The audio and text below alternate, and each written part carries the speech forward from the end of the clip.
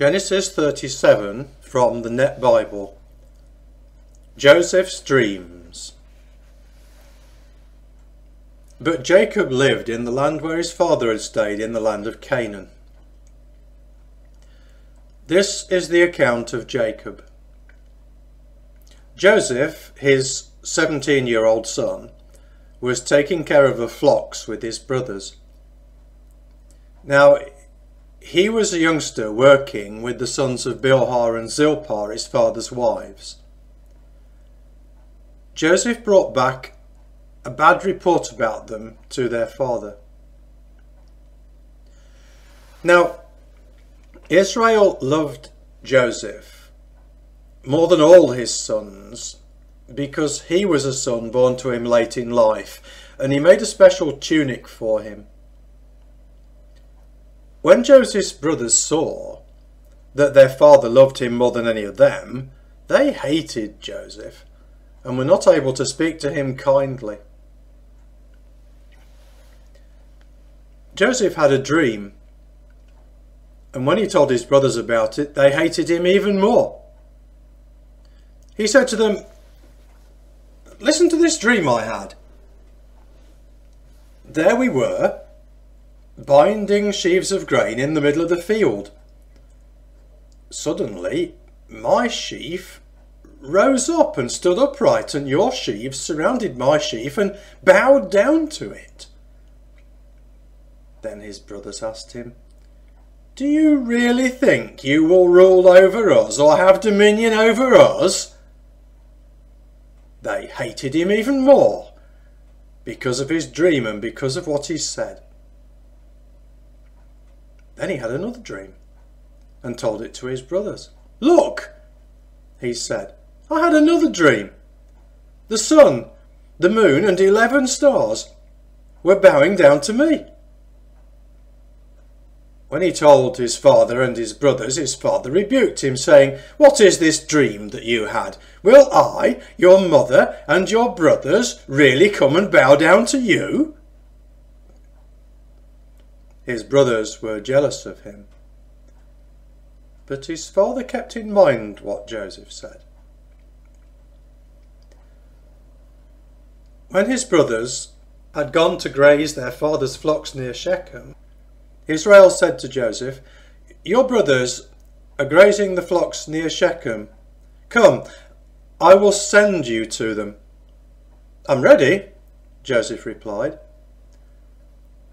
So Jacob said to him, "Go now and check on the welfare of your brothers and of the flocks, and bring me word." So Jacob sent him from the valley of Hebron. When Joseph reached Shechem, a man found him wandering in the field. So the man asked him, "What are you looking for?" He replied, "I'm looking for my brothers. Please tell me where they're grazing their flocks." The man said, "They left this area, for I heard them say, 'Let's go to Dothan.'" So Joseph went after his brothers and found them at Dothan. Now Joseph's brothers saw him from a distance, and before he reached them, they plotted to kill him. They said to one another, "Here comes this master of dreams. Come now, let's kill him. Throw him into one of the cisterns, and then say that a wild animal ate him. Then we'll see how his dreams turn out." When Reuben heard this, he rescued Joseph from their hands, saying, "Let's not take his life." Reuben continued, "Don't shed blood. Throw him into this cistern that's here in the wilderness, but don't lay a hand on him." Reuben said this so he could rescue Joseph from them and take him back to his father. When Joseph reached the brothers, they stripped him of his tunic, the special tunic that he wore. Then they took him and threw him into the cistern. Now the cistern was empty, there was no water in it. When they sat down to eat their food, they looked up and saw a caravan of Ishmaelites coming from Gilead. Their camels were carrying spices, balm and myrrh down to Egypt. Then Judah said to his brothers, "What profit is there if we kill our brother and cover up his blood? Come, let's sell him to the Ishmaelites. But let's not lay a hand on him, for after all he is our brother, our own flesh." His brothers agreed. So when the Midianite merchants passed by, Joseph's brothers pulled him out of the cistern and sold him to the Ishmaelites for 20 pieces of silver. The Ishmaelites then took Joseph to Egypt. Later, Reuben returned to the cistern to find that Joseph was not in it. He tore his clothes, returned to his brothers and said, "The boy isn't there, and where can I go?" So they took Joseph's tunic, killed a young goat, and dipped the tunic in the blood. Then they brought the special tunic to their father and said, "We found this. Determine now whether it is your son's tunic or not." He recognized it and exclaimed, "It is my son's tunic. A wild animal has eaten him. Joseph has surely been torn to pieces." Then Jacob tore his clothes, put on sackcloth, and mourned for his son many days. All his sons and daughters stood by him to console him, but he refused to be consoled. "No," he said, "I will go to the grave mourning my son." So Joseph's father wept for him. Now in Egypt, the Midianites sold Joseph to Potiphar, one of Pharaoh's officials, the captain of the guard. Psalm 39 from the Net Bible.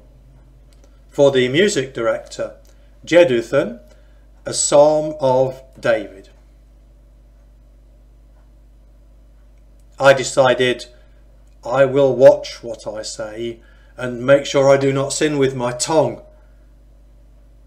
I will put a muzzle over my mouth while in the presence of an evil man. I was stone silent. I held back the urge to speak. My frustration grew, my anxiety intensified. As I thought about it, I became impatient. Finally, I spoke these words. "O Lord, help me understand my mortality and the brevity of life. Let me realise how quickly my life will pass. Look, you make my days short-lived, and my lifespan is nothing from your perspective. Surely all people, even those who seem secure, are nothing but vapour. Surely people go through life as mere ghosts.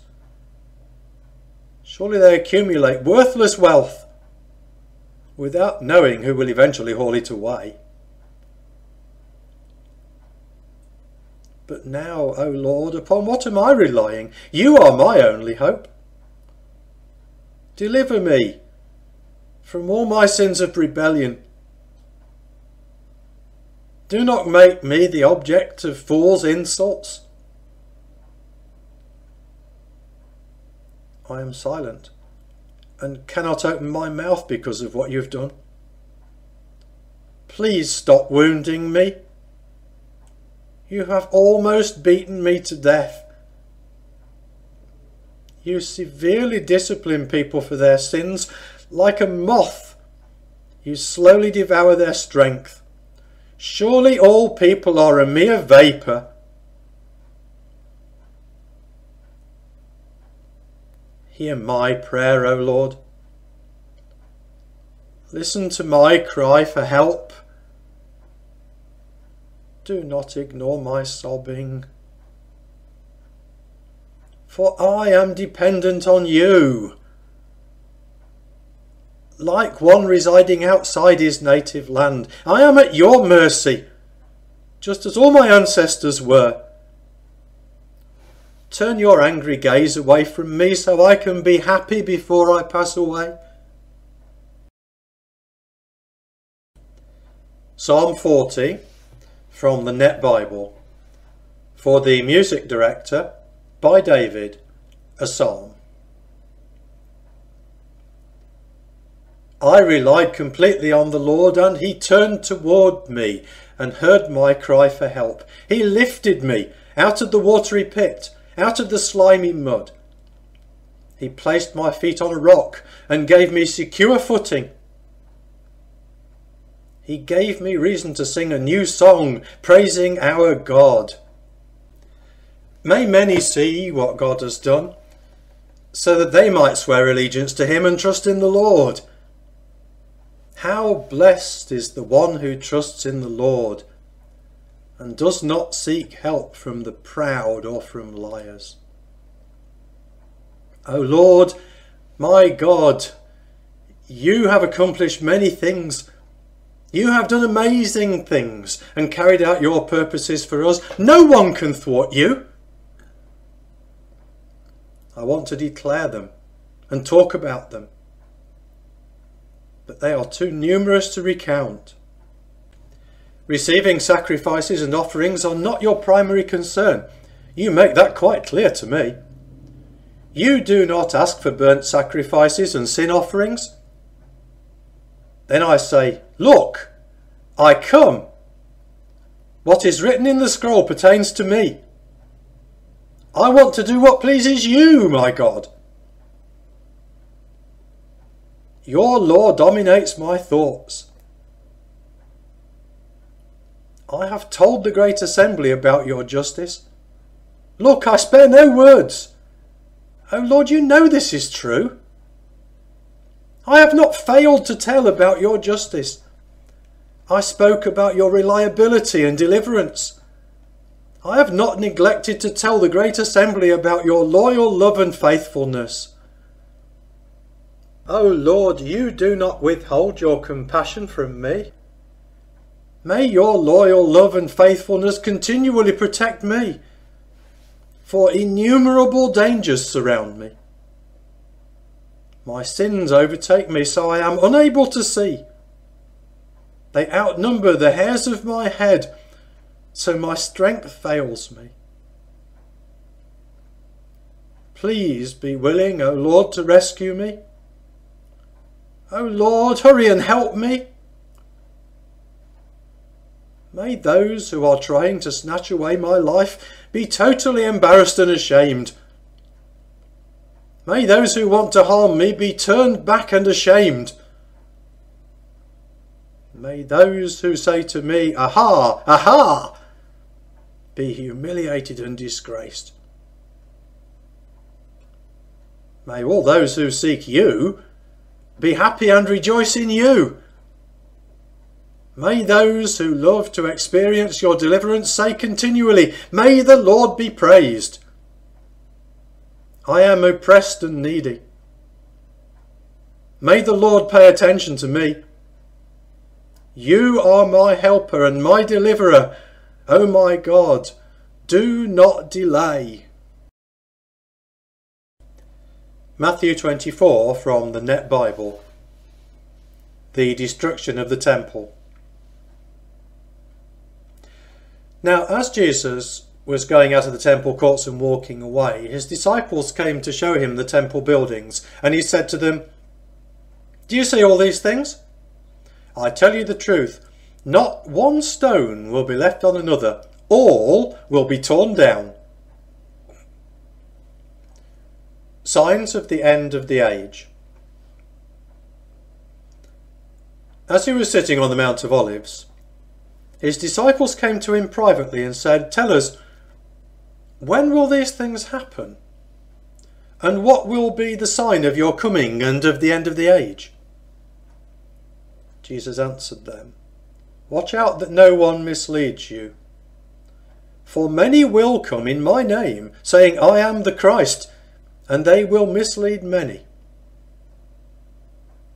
You will hear of wars and rumours of wars.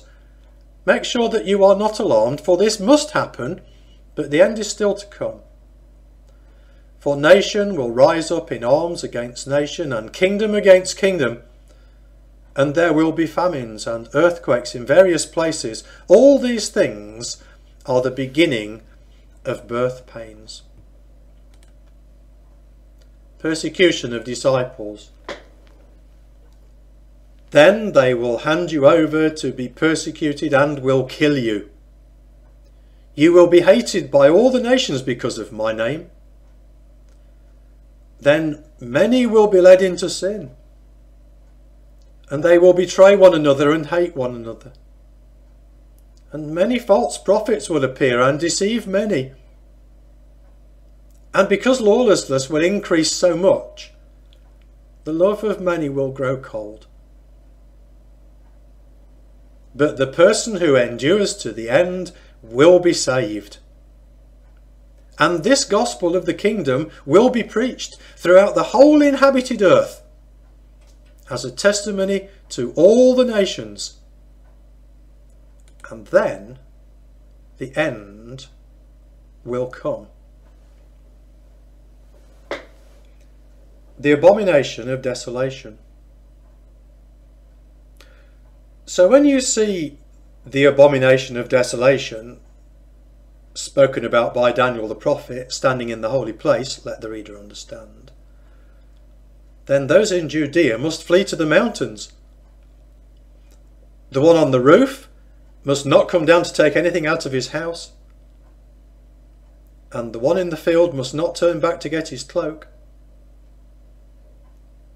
Woe to those who are pregnant and to those who are nursing their babies in those days. Pray that your flight may not be in winter or on a Sabbath, for then there will be great suffering, unlike anything that has happened from the beginning of the world until now, or ever will happen. And if those days had not been cut short, no one would be saved. But for the sake of the elect, those days will be cut short. Then, if anyone says to you, 'Look, here is Christ,' or 'There he is,' do not believe him. For false messiahs and false prophets will appear and perform great signs and wonders to deceive, if possible, even the elect. Remember, I've told you ahead of time. So then, if someone says to you, 'Look, he's in the wilderness,' do not go out.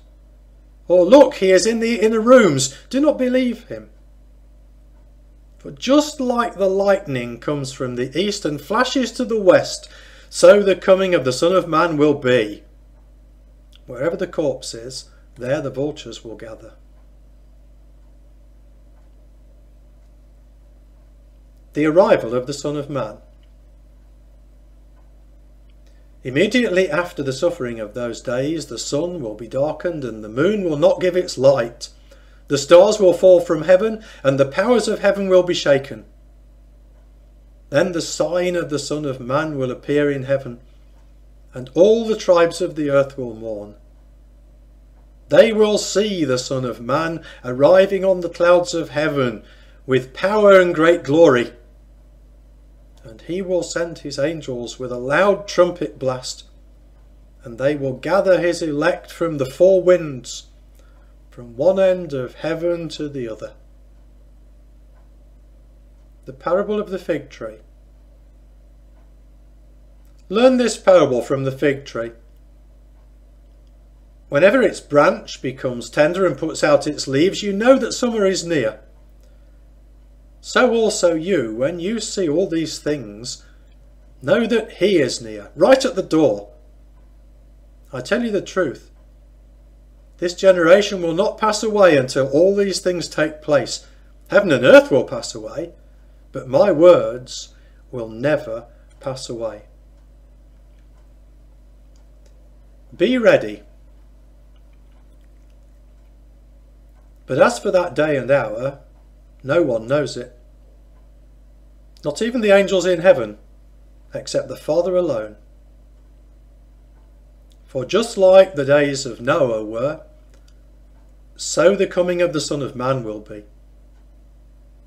For in those days before the flood, people were eating and drinking, marrying and giving in marriage, until the day Noah entered the ark. And they knew nothing until the flood came and took them all away. It will be the same at the coming of the Son of Man. Then there will be 2 men in the field. One will be taken and one left. There will be 2 women grinding grain with a mill. One will be taken and one left. Therefore, stay alert, because you do not know on what day your Lord will come. But understand this: if the owner of the house had known at what time of night the thief was coming, he would have been alert and would not have let his house be broken into. Therefore, you also must be ready, because the Son of Man will come at an hour when you do not expect him. The faithful and wise slave. Who then is the faithful and wise slave, whom the master has put in charge of his household to give the other slaves their food at the proper time? Blessed is that slave whom the master finds at work when he comes. I tell you the truth, the master will put him in charge of all his possessions. But if that evil slave should say to himself, my master is staying away a long time, and he begins to beat his fellow slaves and to eat and drink with drunkards, then the master of that slave will come on a day when he does not expect him, and at an hour he does not foresee, and will cut him in two, and assign him a place with the hypocrites, where there will be weeping and gnashing of teeth.